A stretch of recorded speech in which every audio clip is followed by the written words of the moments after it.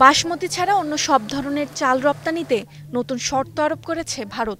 এখন থেকে অন্যান্য চাল রপ্তানিতে কৃষি ও প্রক্রিয়াজাত খাদ্যপণ্য রপ্তানি উন্নয়ন কর্তৃপক্ষ APED এর নিবন্ধন নিতে হবে। বুধবার ভারতের বৈদেশিক বাণিজ্য দপ্তর এ সংক্রান্ত আদেশ জারি করে।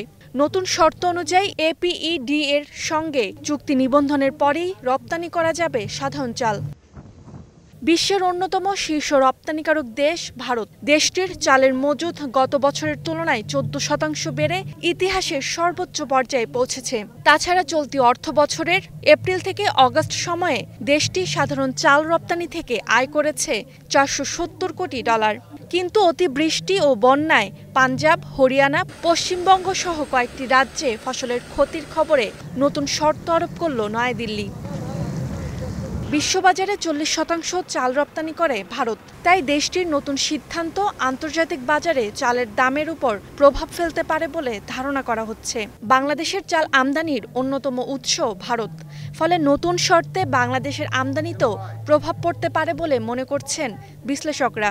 তবে ভারত ছাড়াও বাংলাদেশ, মিয়ানমার, থাইল্যান্ড সহ দক্ষিণ পূর্ব এশিয়ার দেশ থেকেও চাল আমদানি করে থাকে।